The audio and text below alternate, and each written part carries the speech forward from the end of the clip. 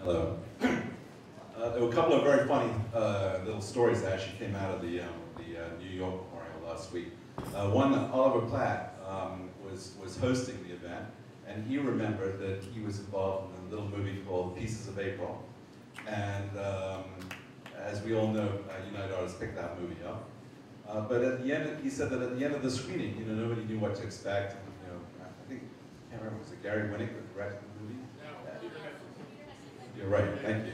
But I think they were involved in it somehow or other with the Cinetic. Anyway, at the end of the screening, of course, John Sloss is out there and all the people are buzzing around John trying to figure out who's going to get the position because everyone was interested in the movie and it came out of nowhere and it was so great. And Oliver Platt was standing in the side, kind of watching this whole thing go down with all these distributors buzzing around trying to figure out how they're going to get the deal. And out of nowhere, along comes this guy, who we found out later was Bingham Ray. And Bingham Ray comes up to him and says, hey, Oliver. He goes, hello. He goes, my name is Bingham. Oh, my name's Oliver. He goes, I'm going to be the distributor of your film. And Oliver says, really? Because all those people over there, they're all like talking to John Sloss about the deal. He goes, oh, deal schmeal. So that was kind of Bingham in a way. The other thing that came out of the thing, which was true, I remember him actually joshing me about it. I was talking to him one day about his family, and he was saying, my son's called Nick Ray. Get it? Yeah, I get it. Anyway, John Horn was over there who was saying, hey, you got to tell the story about the Apostle, which that's a long story, and I don't want to tell the whole thing.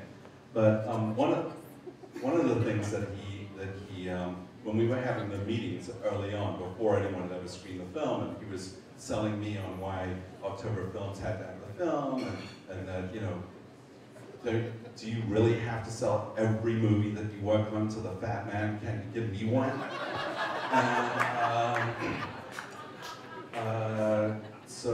And he was pitching himself various different things. He says, by the way, I was very good at sports at school. And I'm thinking, like, hell's that got to do with anything? Anyway, so later on, when we were in Toronto, it's kind of famous that I'd seen the movie. Rob's here, who produced it. He kind of knows a lot of this. But I'd seen the movie after convincing Duval that he should finance it with his own money, which was a big no-no for agents to tell him to do that. I saw the movie. Was very hyped up. Harvey was calling me while I was on my vacation. My wife was like, who's that calling you in Maine? I go, oh, that's Harvey Weinstein. She goes, oh, okay. But, because she hated the business, and, why do you take your business phone calls? But anyway, they were fighting over this movie. It had nothing to do with the movie. It was all about the fact that Scott Greenstein, who had been the third brother of Miramax, had in the middle of the night packed up his office and left and gone to be partners with Bingham and John Schmidt at October Films. Or I think it was USA at that. They just formed this new USA and he was coming over there. And so they were, both of them, all the time calling me, we have to have the film, we have to have the film. Then finally I see the film, and it's so long. And I'm thinking, oh God, how am I going to sell this to them? And in Toronto, the screening of The Apostle started 2 hours late because Kim Basinger, they showed the movie in this big old theater with, that was like a stadium seating, very high. I'm sure, Linda, you remember what the name of that theater was. The Uptown, exactly, the Uptown one. And Harvey couldn't come, so they had organized to bring the print to his house at exactly the time that the film started screening.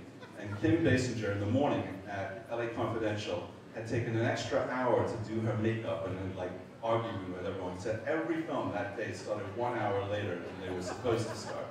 And Larry Meistrich, who was a figure in independent films in those days, was a shooting gallery, had organized to bring the film to Harvey's house exactly at 9 o'clock when the film started, except the film didn't start till 10 o'clock. And then I get the phone calls, I'm working in the theater, what do you want for this fucking piece of shit? And I go, well, the movie costs like $3.5 million. You're so stupid, why would you even mention the price? And I said, I'm just being truthful. It's like, this is, he's financed it with his own money.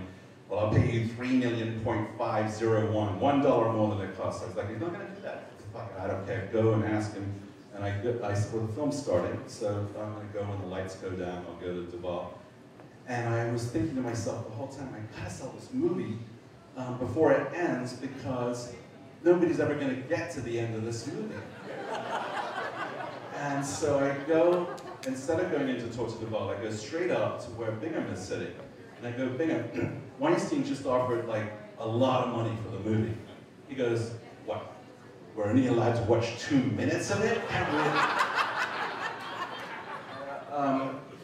He says, you motherfucker, give me at least 20 minutes. Okay. So I go back out, I get a soda and some popcorn, I go back in 20 minutes later. I said, Weinstein's ready to close. He goes, what? I go, he's ready to close. Right, that's it, we got a deal, let's leave. So they all get up in the theater, and we all march out into the parking lot. And Bingham says, I don't trust him, he's got to sit with me in the cab on the way back to the hotel. So, and I said, well, I'd like to bring my lawyer. At that point, was a guy, very nice guy called Craig Emanuel, who was representing Duval. And we sat in the cab with Bingham on one side, and Scott Greenstein on the other side, and John Schmitz on the other side. So there was 4 of us in the back seat, and poor Craig Emanuel in the front seat. And Scott Greenstein says, so Cassian, how does the movie end? I go, well, he goes, he hasn't even watched the whole thing. I go, I promise you I have, but it's really quite long. And he goes, and then Bingham goes, listen, I'll tell you how it ends. It ends with us getting the movie and winning an Oscar for the fucking movie. That's how the fucking movie ends. So, anyway, I'm getting to the point of the story in a second, which is that, famously, when we got to the suite and we started like signing the deal, I totally forgot that I hadn't called Weinstein back, who I promised I'd call back 5 minutes later, and it's now 45 minutes later, and I call him and he goes, no, wait, those fucking Bingham Ray, you're closing the deal, I just know it, you are. I go, kind of, but you closed it, I know you did, just tell me you did, I'm gonna make sure that you get fired for this. I go, actually, I haven't closed it. No, I know you have, I know you have. I go, well, look, hold on 1 second. Then I look out and I go, guys, I need a second here. And they're sitting around a conference table and they're trying to prepare the papers for it. And I walk outside, and just at that moment, as I'm walking outside, Bingham says, he's talking to Weinstein. He's talking to Weinstein. And I go, no, I'm not. And I go, yeah, guys, yeah, see what the fuck you're talking about, right? Yeah. And so Scott Greenstein jumps up and he says, give me the fucking phone. And I go, no, hold on, start wrestling with it. Then we land up on the floor, then Scott stands up, and then Bingham jumps on top of me, and then we're wrestling again for the phone some more. And meanwhile, the whole time, the phone is going, who the fuck is wrestling with you? What the fuck is going on? And I go, busy right now, hold on 1 second. And so now we're wrestling on the floor. Then I jump up and I go, listen, you know, we're adults here, right? Let me just let me turn it off, and I'll put the phone on the table, and then we'll all sit down and we'll close the deal, okay? And Bingham goes, okay, fine. I put the table down, they sit down, I grab the phone and I ran out of the room as fast as I possibly could. And then he and Scott start chasing me down the hallway.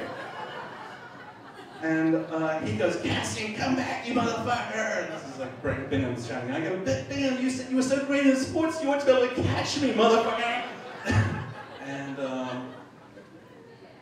anyway, that's that story. I don't know, I'm a big history buff, and I love history, and I love the history of this city. I love the history of this business, and I love all the colorful characters that came before us. And that stretches way long way back. And I was fortunate to have met a lot of those people when I was a kid. And I grew up amongst very colorful characters, the movie producers and studio executives and stars and whatever. And there are very few people in my life that I can say, hey, that was an original person. That was someone who was different from other people. And Bingham Ray was one of those guys. He came and he took a business that was really a fly-by-night film business, the independent cinema, and he took it I'm give Weinstein credit too, he did too, but they pulled it into another business. They pulled it into another era. And this business became a huge business. And the reason why we're all so close, I've been thinking about it so much, is that unlike the studio business where you just sit in one office and you talk to an agent and then you get fired or you get hired and you move to another studio, you talk to another agent, the independent film business, we go to film festivals, we go to the foreign film markets, we go to all these places every year. There's at least 5 or 6 places that we all go to. We see the same people. It's a very small community.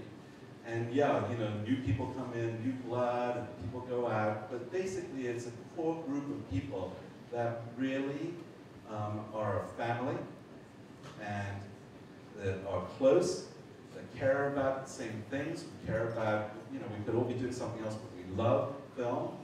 We love the fact that independent films are different from the studio films, that we say something in our films, that we mean something when we make it, that we struggle while we do it because there's never enough money, that we're there, and that we want to be in it.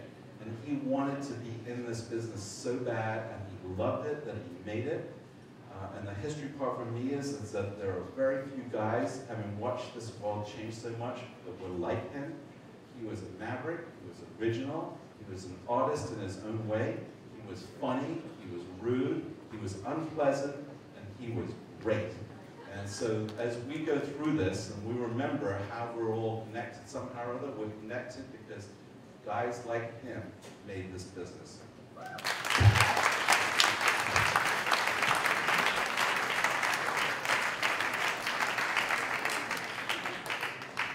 Very good. Well, okay, Tom Brueggemann. Reminded sometime in the 90s, I was at a community meeting in Tribeca, and I spoke right after John Kennedy Jr., where I feel like now.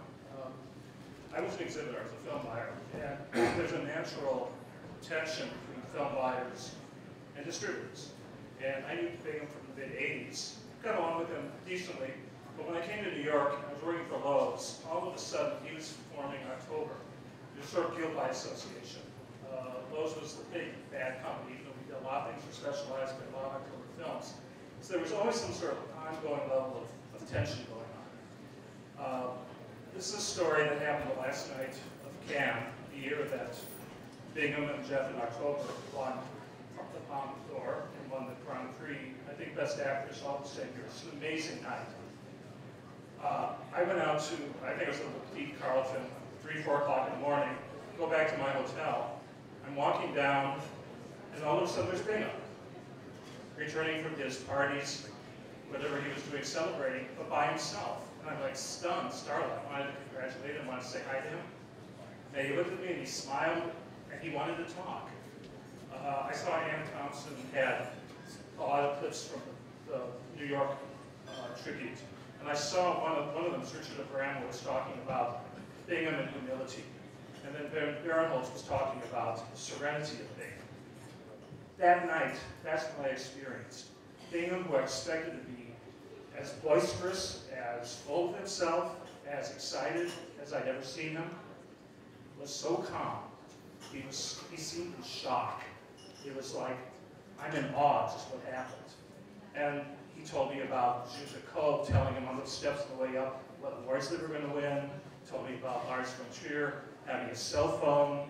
So Lars von Trier in Denmark, and hear the results. He was telling me these stories, but it was all part of this extraordinary thing.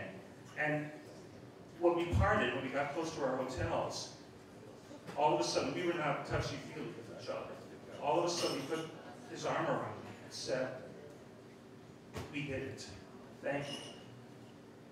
And it was such an incredibly generous moment. It was Bingham, it was Jeff, it was all the people in October, it was Mike Lee, it was Lars von Trier. And just some exhibitors that play their film somewhere down the line. At that moment, I'm thinking about Bingham in the last few weeks. It just exemplified how he really, really celebrated community. That he really, despite whatever antagonisms of the moment we might have, whatever difficulties we might have at times, he got it. Bingham, all I can say is he did it.